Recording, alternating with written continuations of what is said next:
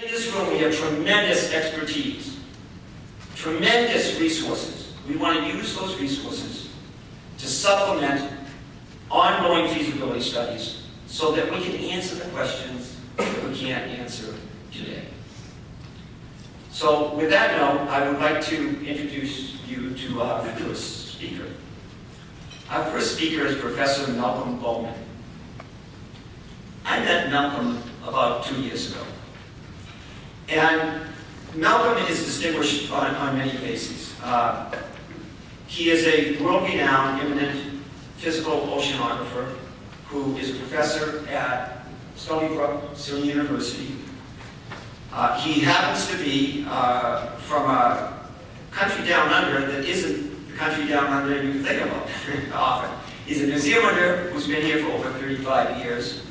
And he is the guy that's responsible more than any other single individual for keeping the concept and the promise of a regional surge barrier alive. He is the person that has stopped everybody. If you've been stopped on the street just walking down by Professor Bowman, and he comes up to you and says, I want to talk to you about the surge barrier that I'm proposing, you're not alone.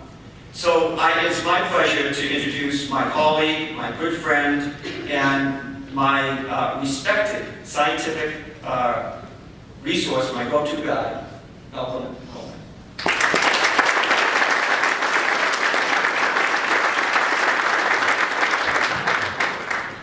Thank you, Bill. Bill Goldman is a very remarkable man in many ways, and it's a privilege to be working with you and the committee. We live in interesting times, and I'm not just talking about what's happening in Washington, D.C. I'm talking about what's happening to the changes in the climate. I teach a class at Stony Brook called The Baked Apple, New York City and the Greenhouse. And of course, the textbooks can't keep up with the rapid change. New York Times is our textbook. There's news coming out every day about these issues, and so things are moving very rapidly. So I put together a slideshow. We'll go quickly over some of the background to the whole issues. So,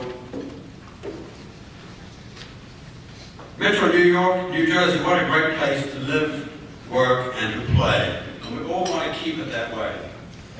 To understand the oceanography of this area, we really have to look at the whole North Atlantic. This is a very famous historic map drawn by none other than Benjamin Franklin. And you can see it's a picture of the Gulf Stream. And the Gulf Stream, which carried the ships up the East Coast and back to Europe, really was a big factor in New York City becoming the important port and colonial center it was.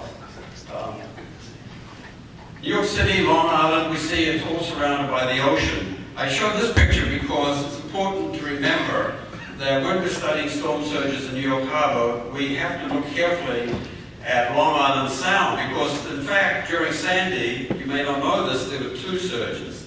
There was one surge that came up from the ocean through the Verrazano Narrows under the bridge into the harbor, but the second surge came roaring down Long Island Sound with northeasterly winds and pushed a big surge through the East River. The surge in western Long Island Sound was actually higher than the Battery surge, but it happened as the tide was going down in the western Sound. There's a 3-hour time difference in the tide between the Battery and Frog's Neck. And so timing is everything for hurricanes. Timing is everything. They come and go so quickly. It's a bit like sex, you know, it takes only a few minutes, but it can cause a tremendous amount of damage. This is an interesting map put up, a historic map of the wetlands put out by the Regional Plan Association. And those areas in green are the historic wetlands before we developed all those wetlands. And if you look at the next slide, that's the flooding during Sandy. Just go back again. It's the same areas. So it's the fact that we have all these very low-lying wetlands, what were wetlands, that enabled all this flooding to take place. This is the interest, what I call the approaches to New York Harbor. And you can see there the complexities of Jamaica Bay, the Lower Raritan Bay, or the Lower Bay as it's called. There's Brill's lightship there down on the bottom right of the picture, protecting the entrance to the harbor. And so when ships would come in over the last 100, 150 years, that would be the first thing they would see. Now, this is interesting because This whole system is what I call a sort of river delta. Now, it's a kind of a distorted, convoluted river delta. My distinguished colleague here, Roger Flood, geologist in Stony Brook, may disagree. But you think of a river delta like a duck's foot, where a river like the Nile River splits into tributaries and flows into the Mediterranean Sea. Well, here we have the Hudson River coming down from the north. And there's three ways the water can get to the ocean. The main entrance is through the Verrazano Channel, but also around the back of Staten Island and through the East River to Long Island Sound. The East River is not really a river at all. It's more correctly called a tidal strait, S-T-R-A-I-T. And the water currents flow back and forth through the East River. It's not like just a one-way river. And it's very important to understand because it has huge implications for water quality in western Long Island Sound and New York Harbor, given that all the treated and sometimes partially treated sewage that we release into the harbors. Sea level is rising. Don't let anybody tell you it isn't. This is a map of sea level from the historic tide gauge that Bill talked about at Battery Park. And it's rising about 1 foot per century. And that means every year it rises as much like the thickness of a pencil. 3 millimeters. What's that due to?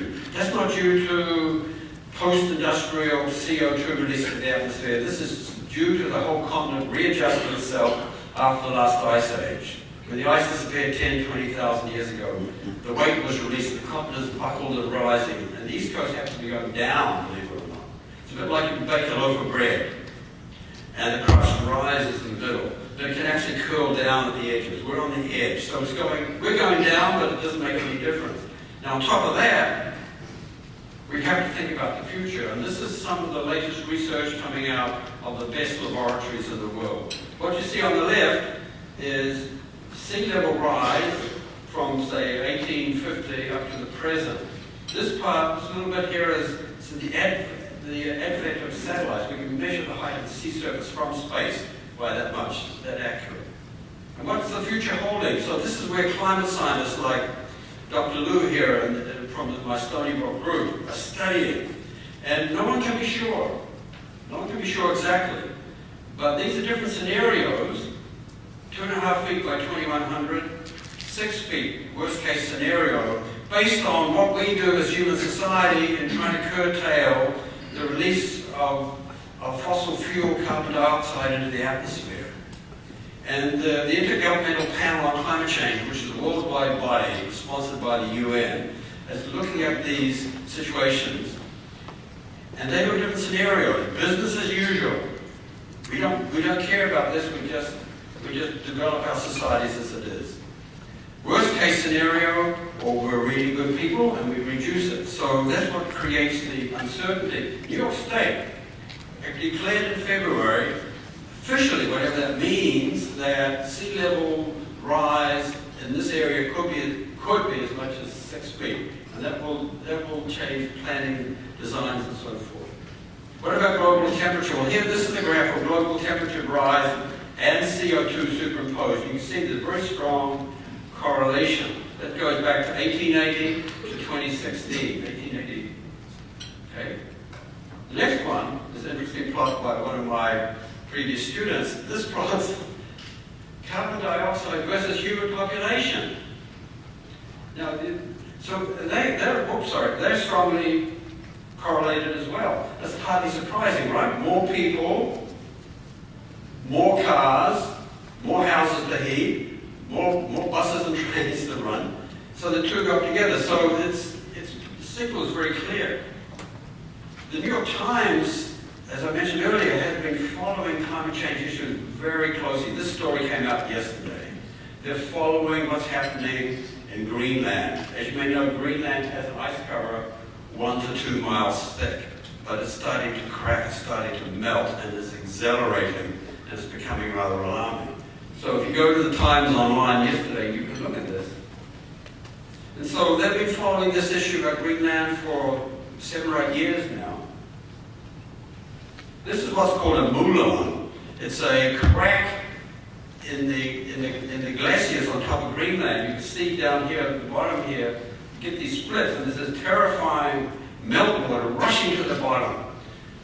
gets under the ice sheet. It acts as a lubricant, and it speeds up the slow natural movement of the glaciers to the ocean, and it creates the icebergs, including the iceberg that sank the Titanic. And at the other end of the planet, in Antarctica, a similar thing is happening. What this picture is also from, this is from Climate Central, is huge pieces of the glaciers from the Antarctica which slide out onto the ocean and break off.